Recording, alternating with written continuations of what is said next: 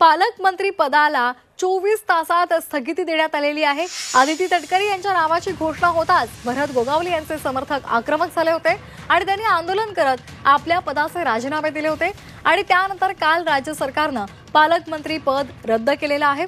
मात्र शिवसैनिकांच्या आंदोलनाला यश आल्याचा दावा भरत गोगावले यांच्या समर्थकांनी केला आहे।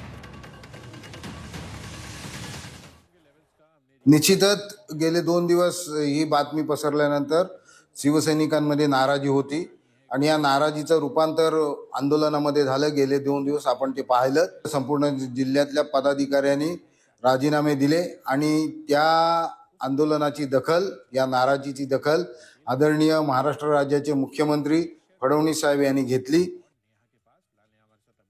आणि या संदर्भात अधिक माहिती घेणार आहोत आमच्या प्रतिनिधी मनश्री पाठक यांच्याकडून। मनश्री, रातोरात हा निर्णय त्याला स्थगिती देण्यात आलेली आहे। नाशिक आणि रायगडच्या पालकमंत्री पदाला नेमके काय मुद्दे आहेत त्याच्यावरून ही स्थगिती देण्यात आली आहे?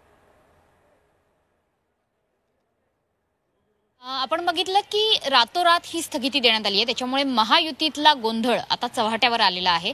नाशिक आणि रायगडमध्ये ही स्थगिती देण्यात आलेली आहे। आपण बघितलं की आदिती तटकरे आणि भरत गोगावले यांच्यामध्ये आधीच पालकमंत्री पदावरनं रस्सीखेच होती। भरत गोगावलेंच्या समर्थकांनी उघड नाराजी व्यक्त केली।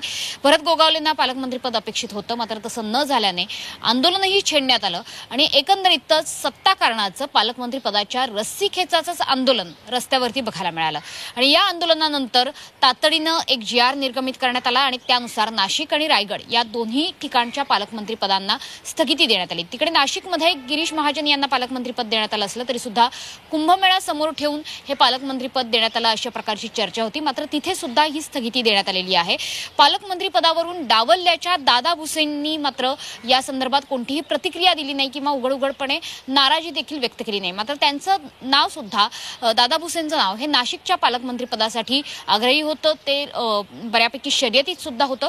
मात्र हे सगळं असं सुरू असताना GR मध्ये स्पष्टपणे या दोन्ही ठिकाणच्या पालकमंत्री पदाला आता स्थगिती देण्यात आली आहे। त्याच्यामुळे इथून पुढच्या हालचाली काय होत आहेत, पुढच्या 24 तासात काही नवीन GR निघतोय का आणि नव्याने पालकमंत्री पदाची घोषणा होते का, हे बघणं महत्त्वाचं आहे। अगदी धन्यवाद मनश्री, आपण दिलेल्या सविस्तर माहितीसाठी।